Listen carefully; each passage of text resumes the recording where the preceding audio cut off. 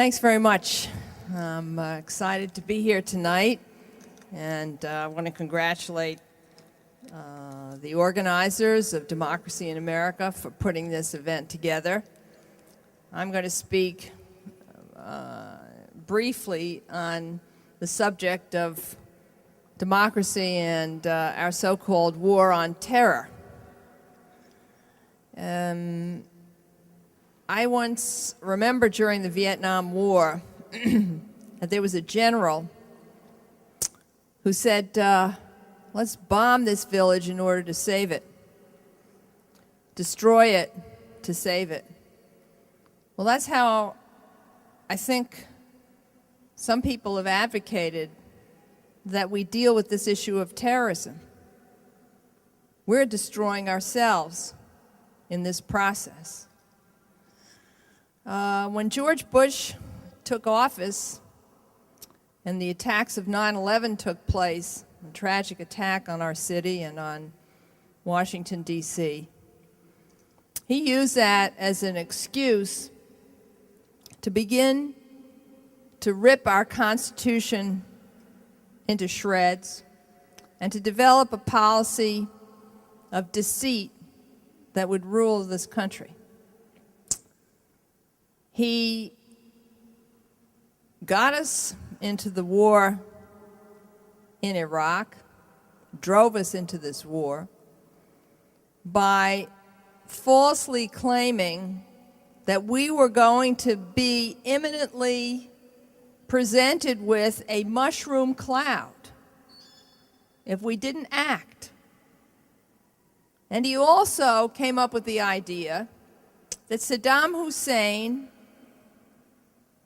and Al-Qaeda were in cahoots, because otherwise, why would we go to war with a country that didn't go to war with us? Well, you had to make up some argument that that country was somehow in cahoots with the people who went to war with us. And that argument was so frequently reiterated that we now even have the candidate for Vice President of the United States on the Republican ticket saying that Saddam Hussein was responsible for 9/11. So this country was driven into a tragic war in Iraq under false pretenses. The false pretenses themselves undermine our Constitution, because the framers understood a long time ago, and these were very wise and practical people. They understood, because they were also great historians and readers of history, that executives always would get countries into unnecessary wars. And so they gave Congress a lot of powers under the Constitution with respect to war. The president has only one power, commander-in-chief. Congress gets to raise armies and navies and support them, declare war, make rules for the conduct of war, prepare and carry out the common defense, and other powers. But when a president lies and misleads and deceives, Congress can no longer be a real partner, and the American people can no longer be a real partner in the critical decision on whether to go to war. And so they weren't.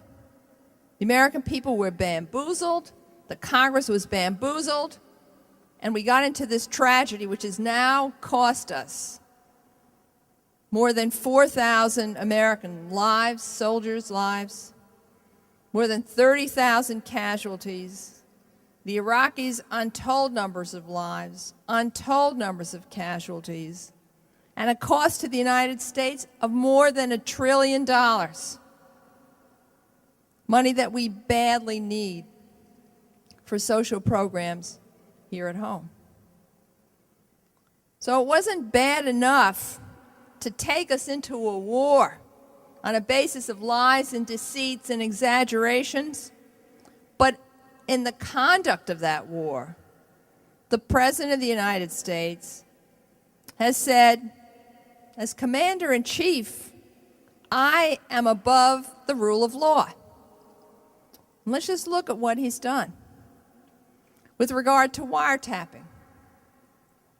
Now, I was on the House Judiciary Committee during Watergate, the committee that voted to impeach Richard Nixon. One of the grounds for the impeachment of Richard Nixon that we voted in the House Judiciary Committee was because he engaged in illegal wiretapping. He put himself above the law with respect to wiretapping. As a result of that, and as a result of Nixon's illegal wiretapping, and as a result of other revelations of illegal wiretapping and invasions of privacy by the CIA and FBI, Congress passed a law to prevent this from ever happening again. In other words, the president was not allowed unilaterally, on his own say-so, to wiretap. Had to go to a court and say, "Court, here are my reasons. We have a real danger, a real emergency, and we need to wiretap to protect the American people." President Bush said, "Not me. I don't care what the law says. I am commander-in-chief above the law." And he did this on 45 separate occasions. Now, I know that the Constitution of the United States was not on George Bush's summer reading list. You know, we got French novels, and listen, nothing like a French novel. But the Constitution wasn't on his summer reading list or winter reading list, and neither was a very important case that decided the question of whether a president as commander-in-chief is above the law. Supreme Court of the United States itself ruled when President Truman was confronted with a strike of the steel workers during the Korean War, he said, "Gee, how are we going to get steel for bullets and guns and tanks and planes if this strike goes on?" So he said, "I'm commander-in-chief. I'm taking over those steel mills and keeping them going because we need the material for the war effort."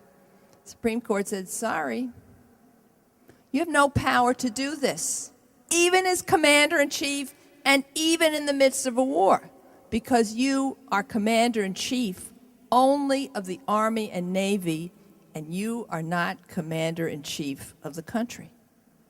That's a critical distinction that President Bush just doesn't seem to have gotten. But just because a president is commander-in-chief of the Army and Navy doesn't mean that he can now rule the country as he wishes. Otherwise, we have what's known as a military dictatorship. The framers didn't want us to go down that road. The Supreme Court that rejected Truman's application didn't want us to go down that road. In fact, the most important decision that was written in that case was written by the chief U.S. prosecutor at Nuremberg, because he saw exactly what happened during World War II.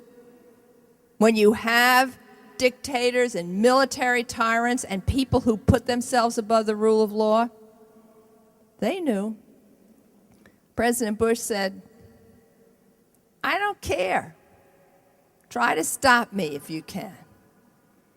And it didn't stop with just violating the rules on wiretapping. What about torture and mistreatment of detainees? We signed the Geneva Conventions. Those are the laws of the land. We signed the Convention Against Torture. That's the law of the land under the Constitution. We also have federal crimes that make it a crime to mistreat detainees. It's a federal crime punishable by death if death results to torture a detainee. The president said, "I'm commander-in-chief. I don't have to obey these laws. I am above the law." And what have the consequences of that been? Consequences have been Abu Ghraib. Did that make us one iota safer? I would argue that that's one of the most dangerous things that's happened to threaten the security of every American. What it's done, it's been a rallying cry for our enemies. It has cast us in a terrible light. It has been a recruitment signal and symbol for people who despise what we've done. It's lowered the esteem of the United States throughout the world. It's made our troops' lives more dangerous. That's what the President of the United States said, I don't care about our statutes and our treaties. I am Commander-in-Chief, and I am above the law. And then, I don't have to obey them. I just don't feel like it. I'm the president, having some to do with military activities and some with me. This is very abstract. There's a very famous story worth repeating. And he said, I learned an important lesson. He said, when the Nazis first came for the communists, took them away and sent them to concentration camps, I said, I'm not a communist. What does it have to do with me? And then the socialists. Oh, well, what does that have to do with me? I'm not a socialist. I wasn't a communist. And then they came for the Jews. Well, what's that got to do with me? I'm not Jewish. And then they came for me. Well, now the President of the United States can wiretap what he says are people who could be dangerous to the United States. But we know when Richard Nixon had unchecked powers, he was wiretapping his political enemies, not security dangers, but his political enemies. Well, how do we know that any one of us might not be on this list? And detainees?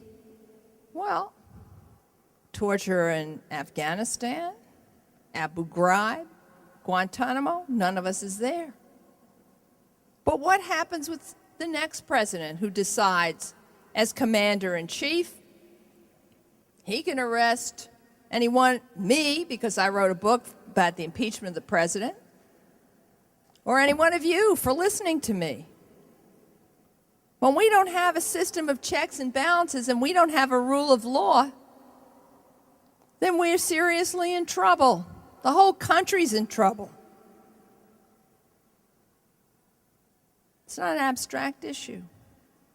It's happened to us already. 4,000 plus Americans dead. 30,000 plus Americans casualties. $1 trillion.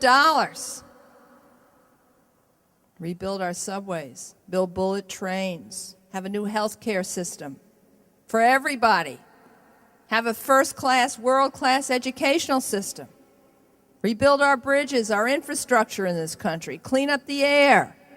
$1 trillion, and probably more,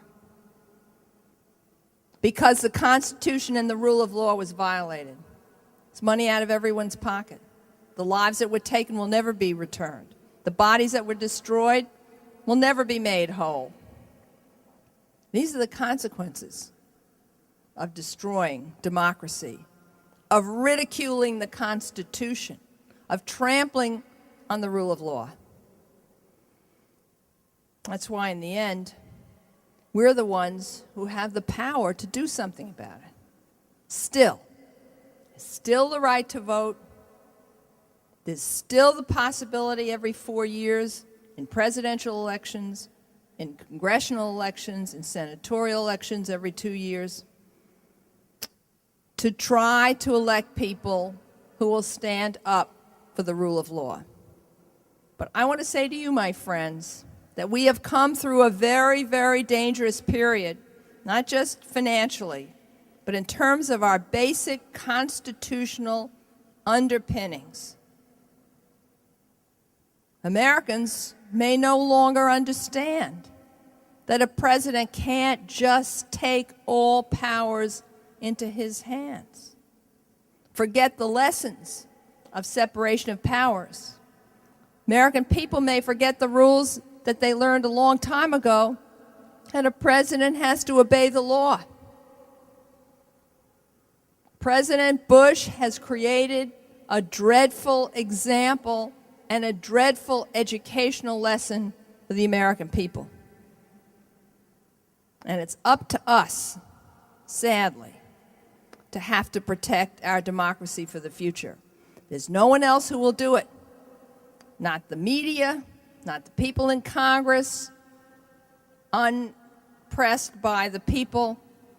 It's in our hands. Everyone in this audience, everyone who's listening, everyone who's watching.